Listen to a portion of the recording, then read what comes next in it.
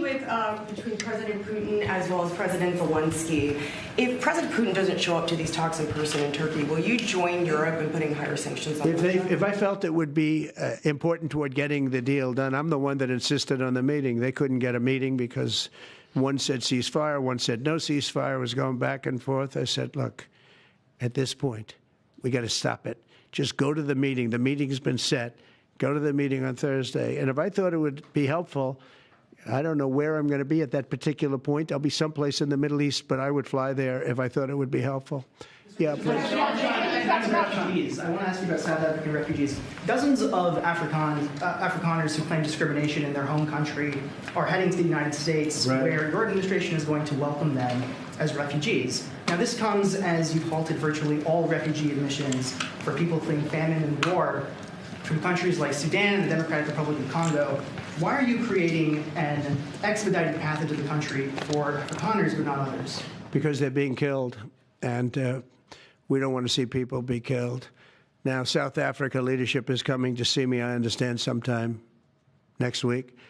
And, you know, we're supposed to have I guess a G20 meeting there or something. But we're having a G20 meeting. I don't know how we can go unless that situation's taken care of. But it's a genocide that's taking place that you people don't want to write about. But it's a terrible thing that's taking place. And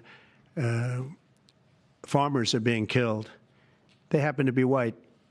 But whether they're white or black makes no difference to me. But white farmers are being brutally killed, and their land is being confiscated in South Africa. And the newspapers and the media, television media, doesn't even talk about it. If it were the other way around, they'd talk about it.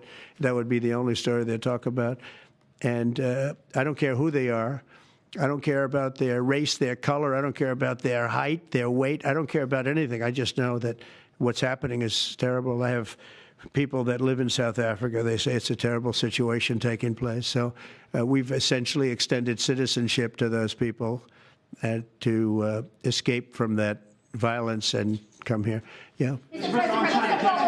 Please. Mr. President, thank you. Are you letting China off the hook for these 90 days, and do you really believe that they will follow through with non-tariff barriers and remove those? Non-monetary tariffs, yeah. Yeah, I think they're going to follow through. I think they want it very badly. I think they want the deal very badly.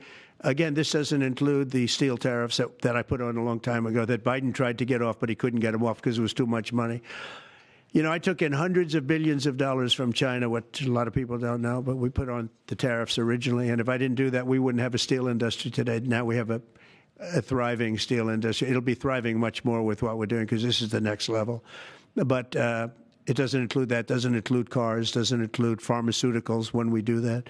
And the reason we're doing that will be to get them to come back in the country. You know, there are, again, I always say it because a lot of people forget, but if a company like Eli Lilly, which is making a massive investment in the United States right now. They're building many, many plants. They've already started like 7 of them, many plants, but they are not going to be tariffed.